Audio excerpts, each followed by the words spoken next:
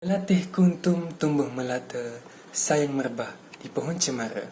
Awal bismillah mulanya kata, saya sembah pembuka bicara. Assalamualaikum warahmatullahi wabarakatuh. Dan salam sejahtera saya ucapkan. Yang saya hormati Puan Sofia Betty Ayub selaku pensyarah saya bagi subjek LMCR 1272, iaitu Komunikasi Lisan dalam Bahasa Melayu serta rakan seperjuangan yang dikasihi sekalian.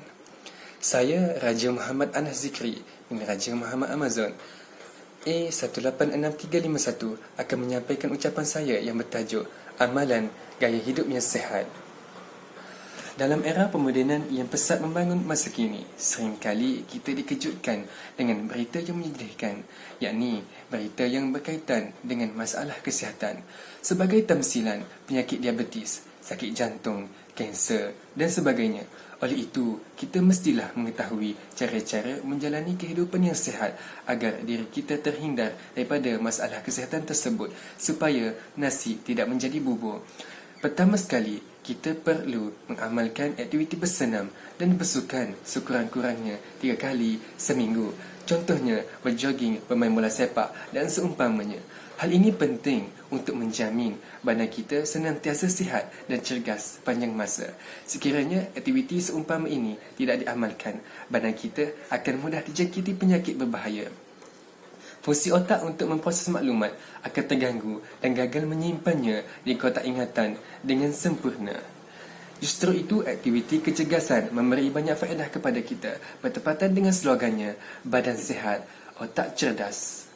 Hadirin yang dirahmati sekalian, di samping itu juga pengambilan makanan seimbang perlu kita amalkan agar berat badan kita sentiasa ideal dan risiko dihinggapi penyakit akan berkurangan. Misalnya, kita perlulah melebihkan pengambilan sayur-sayuran dan buah-buahan dalam menu harian. Seandainya jumlah kalori dalam badan kita tidak seimbang, masalah kesihatan akan berlaku seperti masalah obesiti akibat pengambilan lemak yang berlebihan. Oleh itu, setiap individu perlulah peka terhadap pemakanan mereka setiap hari agar tidak menyesal pada kemudian hari kerana sesal dahulu pendapatan, sesal kemudian tidak berguna. Seterusnya, pemeriksaan kesihatan perlu juga dilakukan sebagai amalan gaya hidup yang sihat. Setiap individu harus menjalani sekurang-kurangnya 2 kali setahun bagi mengetahui tahap kesihatan pada satu-satu masa. Contohnya, pemeriksaan kadar denyutan jantung, tekanan darah tinggi dan sebagainya. Oleh hal yang demikian, kita akan dapat mengesan dengan lebih awal penyakit yang kita hadapi.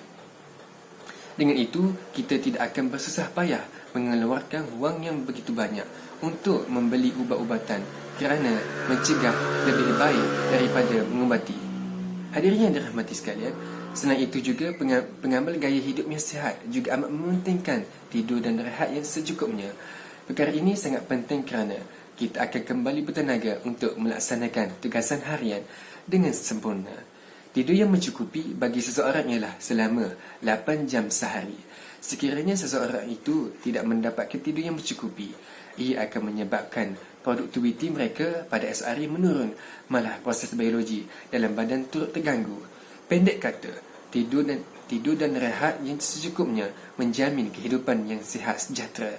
Konklusinya, individu yang berhati terhadap kesihatan mereka akan sentiasa mengamalkan gaya hidup yang sihat.